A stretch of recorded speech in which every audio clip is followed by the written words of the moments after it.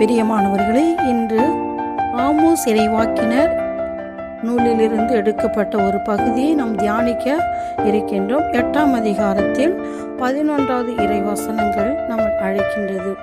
இன்று நாம் பார்க்கிற இந்த உலகத்தில் பார்க்குறோம், தண்ணீர் பஞ்சம் இருக்கிறது, சாப்பாடு பஞ்சம் இருக்கிறது, பணம் பஞ்சம் இருக்கிறது, உறவு பஞ்சம் இருக்கிறது, அன்பு பஞ்சம் இருக்கிறது, இரக்கம் இல்லாத பஞ்சத்தை பார்க்குறோம், நம்பிக்கை பஞ்சம் பார்க்குறோம். யார்கிட்டையும் நம்பிக்கை இல்லை, யார்கிட்டையும் அன்பு இல்லை, யார்கிட்டையும் விட்டு கொடுத்தல் இல்லை, யார்கிட்டையும் புரிஞ்சுக்கிற தன்மை இல்லை, யார்கிட்டையும் இரக்கம் இல்லை, பஞ்சமாயிடுச்சு. இரக்கம் இல்லை, அன்பு இல்லை, தாட்சி பஞ்சமாயிட்டு, பரிசுத்தம் இல்லாத பஞ்சமாயிடுச்சு, இறை வார்த்தை இல்லாத பஞ்சமாயிடுச்சு. மற்ற எல்லாமே கிடைக்கிது, மற்ற எல்லாமே மனிதர்கள்ட்ட இந்த உலகத்தில் கிடைக்கிது. ஆனால் ஆண்டவரை தேடக்கூடிய ஆண்டவருடைய பண்புகள் இல்லாத ஒரு பஞ்சத்தை நம்ம இப்போ பார்க்குறோம்.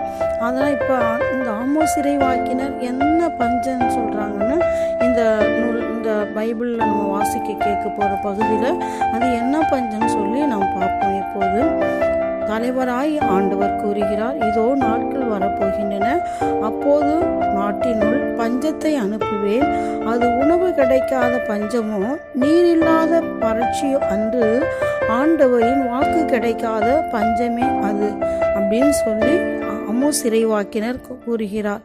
இப்படி தானே நம்ம இது பார்த்தது தான். இன்று இன்னும் கொஞ்ச நாட்களில் ஒரு வேளை வேத நூல்கள் பிடுங்கப்படலாம், இறைவார்த்தை அறிவிக்கிறதுக்கு ஆள் இல்லாமல் போகலாம், அறிவிக்க கூடாத முடியாத தடுத்து நிறுத்தக்கூடிய சட்டத்திட்டங்கள்லாம் கூட வரலாம். ஆனால் இப்போ நிறைய பஞ்சங்களை பார்க்குறோம். பஞ்சம்னா என்னன்னு தெரியும். இப்போ உணவு பஞ்சம், தண்ணீர் பஞ்சம், பண பஞ்சம், மழை பஞ்சம் இப்படி பார்க்குறோம். ஆனால் இது ஆவிக்குரிய காரியங்களில் என்ன பஞ்சம்லாம் இருக்குதுன்னு நீங்கள் ஒவ்வொருத்தருக்கும் உங்களுக்குள்ளே என்ன பஞ்சம் இருக்குதுன்னு சொல்லி கண்டுபிடிக்க முடியும். அன்பு இல்லாத பஞ்சம், இரக்கம் இல்லாத பஞ்சம், மகிழ்ச்சி இல்லாத பஞ்சம், தாட்சி இல்லாத பஞ்சம், பரிசுத்தம் இல்லாத பஞ்சம், இறை வார்த்தை இல்லாத பஞ்சம், ஸ்துதி இல்லாத பஞ்சம், ஜெபம் இல்லாத பஞ்சம், இறை வார்த்தை வாசிப்பு இல்லாத பஞ்சம், கடவுள் நம்பிக்கை இல்லாத பஞ்சம், ஆண்டவரை பற்றி அச்சம் பயம் இல்லாத பஞ்சத்தை பார்க்கிறோம். அதனால்தான் இந்த காலங்கள் நமக்கு அறிவுறுத்துறது, பஞ்சத்தை அனுப்புவேன்னு சொன்னது அது நீரோ தண்ணியோ பணமோ அல்ல, மாறாக ஆண்டவரின் வாக்கு கிடைக்காத பஞ்சம் அப்படின்னு சொல்றாரு ஆமோஸ் இறைவாக்கினர். நம்ம வாழ்க்கையிலும் கூட இந்த அன்பு, இரக்கம், பரிசுத்தாவின் கனிகள், அந்த 9 கனிகள், 9 கொடைகள், இறைவாக்குரைக்கிற வரம் பஞ்சம் இல்லை. இறைவாக்கினர்கள் ஒரு தீமையை சுட்டி காட்டக்கூடிய, எச்சரிக்கக்கூடிய இறைவாக்கினர்கள் இல்லை, குருக்கள் இல்லை, கண்ணீர்கள் இல்லை, பொதுமக்கள் இல்லை, எங்கோ ஒருத்தர் இறைவாக்கினர்கள் இருக்கிறாங்க. பஞ்சம், இறைவாக்கு உரைக்கக்கூடிய இறைவாக்கினர்கள் பஞ்சம் இருக்குது. நற்செய்தி அறிவிக்கக்கூடிய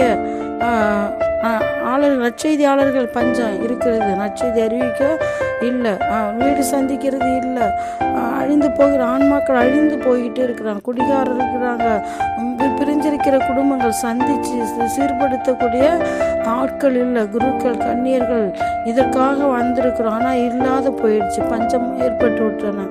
ஆண்டவர் இவங்களெல்லாம் போய் சந்தித்து அழிந்து போகிற ஆன்மாக்களை சமாதானப்படுத்தி ஆண்டவருக்குள் இணைந்திருக்க போய் தேடி மீன்களை பிடியுங்கள், உங்களை நான் மனிதர்களை பிடிப்பவராக்குவேன் என்று சொன்னார். ஆனால் அந்த மனிதர்களை பிடிக்கக்கூடிய ஆட்கள் இல்லாத ஒரு பஞ்சத்தை நம்ம பார்க்கிறோம். அதனால் இன்னும் ஆண்டோட வார்த்தையை நம்ம தேடுவோம்.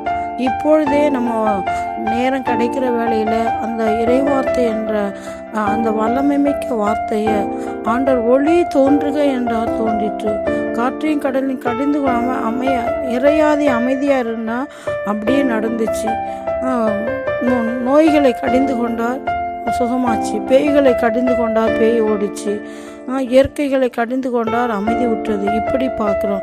அப்போ இறை வார்த்தைக்கு எவ்வளவு வல்லமை இருக்கிறது என்று இந்த வாக்குகள், கடவுளுடைய வாக்கு, ஆண்டவரின் வாக்கு நமக்கு சொல்லப்பட்டிருக்கின்றன. நம்ம வாக்கு, நம்ம சபிக்கக்கூடிய வாக்கு சொல்கிறோம். ஆண்டவர் வந்து ஆசீர்வாதமான வாக்கு சொல்கிறாரு. ஆண்டவரின் வாக்கு கிடைக்காத பஞ்சம் அது. நல்ல வாக்கு யாராவது சொல்ல மாட்டாங்களா? இன்றைக்கி நல்ல காலம் பிறந்திருக்கு உனக்கு, இன்றைக்கி நல்ல வேலை உனக்கு, இந்த தீமை வராத போயிடுச்சு அப்படின்னு சொல்கிறாங்க பார்த்தீங்களா? அப்போது ஒரு நல்ல வாக்குன்னா நல்ல நற்செய்தி. நற்செய்தி யார்? இயேசு கிறிஸ்து. அந்த இயேசு கிறிஸ்து சார்பாக தான் நம்ம இருக்கிறோம். ஒரு குடும்பத்துக்கு, ஒரு மனிதருக்கு, ஒரு துன்பத்தில், ஒரு துவண்டு போகிறவங்க, உடைந்து போயிருக்கிறவங்க, துக்கத்தில் இருக்கிறவங்க, ஆறுதலின்றி இருப்பாங்க, அனாதைகளாக இருப்பாங்க, அன்பு இழந்து இருக்கிறவங்க, ஆறுதல் இழந்து இருக்கிறவங்க, உணவின்றி இருப்பவங்க, உடையின்றி இருப்பவங்க, வீடின்றி இருக்கிறவங்க, உறவின்றி இருக்கிறவங்களுக்கு பஞ்சமாக இருக்கலாம், அவங்க அழிந்து இருக்கலாம், ஒடுக்கப்பட்டு இருக்கலாம், புறந்தள்ளப்பட்டு இருக்கலாம், சமூகத்தில் எழுந்து போயிருக்கலாம். ஆனால் அவங்களுக்கு ஆண்டவரை பற்றிய நல்ல செய்தி, ஆண்டவர் உங்களோடு இருக்கிறாருங்க, ஆண்டவர் உங்களை அன்பு செய்கிறாருங்க, ஆண்டவர் உங்களுக்கு இரக்கம் காட்டுறாருங்க, ஆண்டவர் உங்களை ஏற்றுக்கிறாருங்க, ஆண்டவர் உங்களோடு இருக்கிறாங்க அப்படின்னு உங்களை ஆறுதல் படுத்துகிறாங்க. அவர் உங்களை கவனிச்சுக்குவாங்க, அவர் உங்களை கைவிட மாட்டாங்க, அவர் உங்களை விட்டு விலக மாட்டாங்க. நீங்கள் பயப்படாதீங்க, நீங்கள் சோர்ந்து போகாதீங்க, நீங்கள் மனம் மாறிடுங்க, ஆண்டவரை தேடுங்க, நீங்கள் அப்பொழுது வாழ்வீங்க. ஆண்டவருடைய வாக்கை தேடுங்க. இது என்ன வாக்கு? ஏழைகளுக்கு பசித்தோரை நலன்களால் நிரப்பினார். அதான் பசியாக இருக்கிறவங்களுக்கு உணவு கொடுத்தா அதான் நல்ல வாக்கு. உனக்கு உணவு தானே, உணவு இல்லாதவர்களுக்கு உணவு நான் கொடுக்கிறேன். நான் அன்பு கொடுக்கிறேன், நான் அன்பை கொடுக்க தான் வந்தேன், நான் உங்களுக்கு வாழ்வு கொடுக்க தான் வந்தேன் அப்படின்னு சொன்னார். அப்போ வாக்கு கொடுத்தவர் உண்மை உள்ளவர், வாக்கு மாறாதவர், அவர் உண்மை உள்ளவர். அந்த வாக்கு தான் இன்று நான் உன்னை கைவிட மாட்டேன், நீ கலங்காதே, திகையாதே, அப்படி வாக்கு சொல்ல வந்த இயேசு கிறிஸ்து வார்த்தை மனிதனானால் நம்மிடையே குடிகொண்டிருக்கிறார்.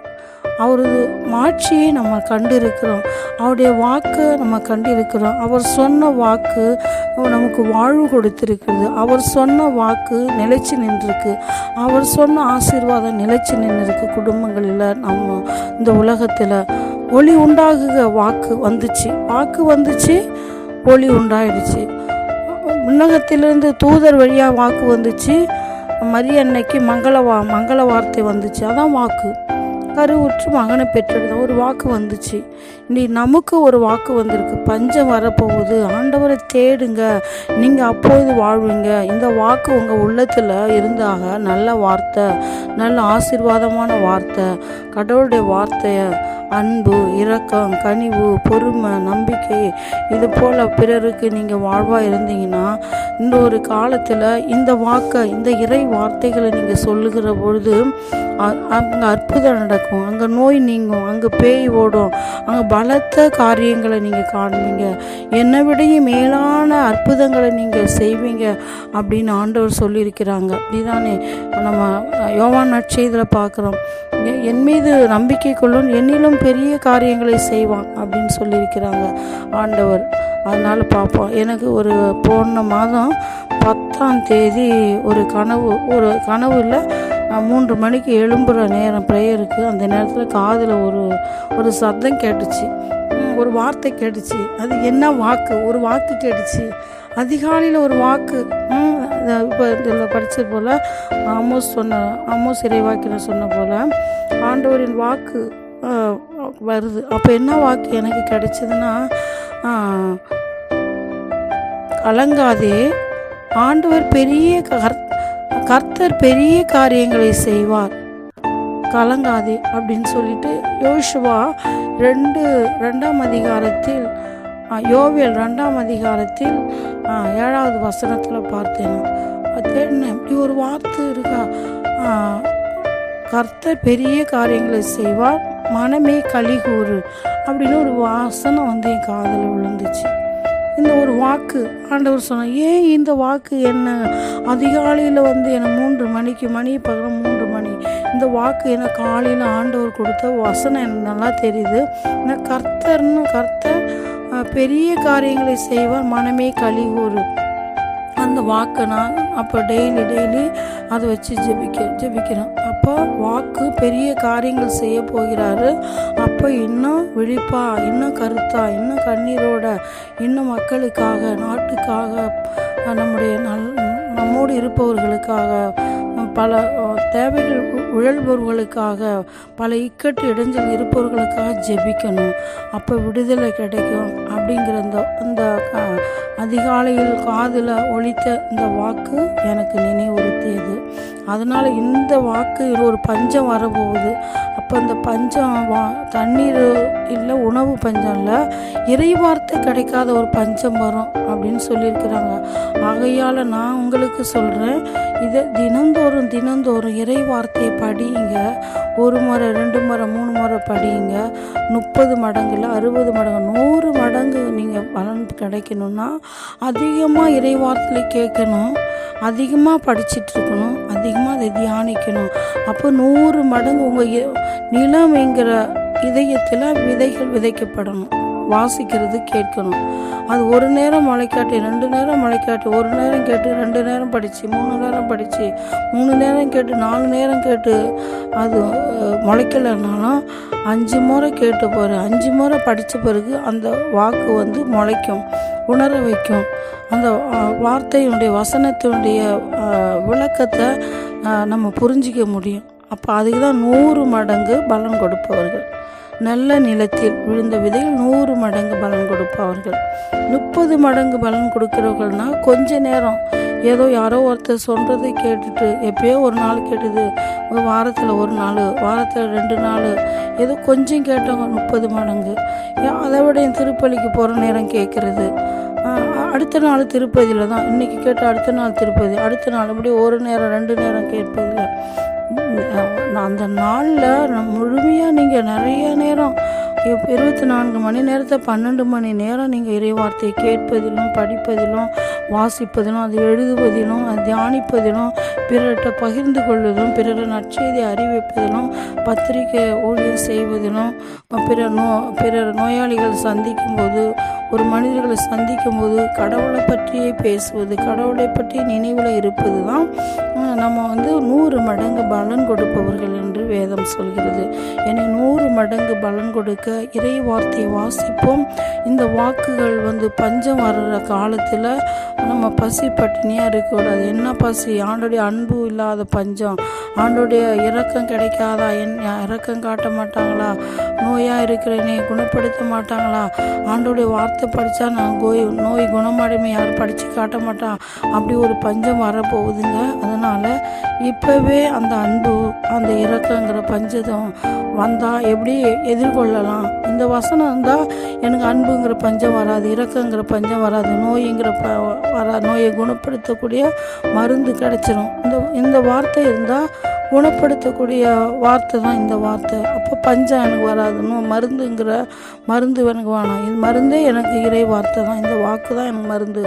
அன்புக்கு இருந்து இந்த வாக்கு தான், இந்த இறை வார்த்தை தான் எனக்கு அன்பு என்ற மருந்து, எனக்கு மகிழ்ச்சிங்கிற மருந்து, நம்பிக்கைங்கிற மருந்து, இறைவாக்கு குறைக்கக்கூடிய, வெளிப்பாடு கொடுக்கக்கூடிய, பேய்களை ஓட்ட, நோய்களை குணப்படுத்த, பகுத்தறியக்கூடிய வல்லமைகள் இந்த வாக்குகளில் அடங்கியிருக்கிறது. எனவே வாக்கை தேடுங்க, தினந்தோறும் படியுங்க, பிறருக்கு இந்த இறை வாக்குகளை சொல்லிக் கொடுப்பவர்களாக இருக்க இன்றே சேகரித்து கொள்ளுங்கள். அந்த வறட்சி, அந்த பஞ்சத்தை மேற்கொள்வதற்கு முன்பே நமக்கு எழுதி வைக்கப்பட்டுள்ளன. இதை தினந்தோறும் படித்தோம்னா இதை இதிலேருந்து மீண்டும் நம்ம அதிலிருந்து தப்பித்து கொள்ள முடியும்.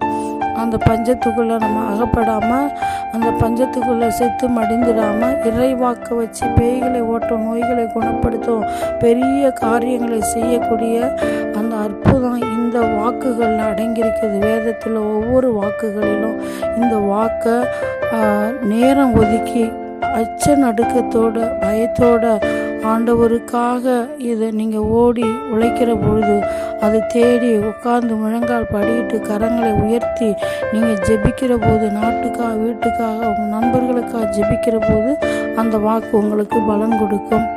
எனவே வாக்கை தேடுங்கள், வளம் பெறுவீர்கள். Praise the Lord.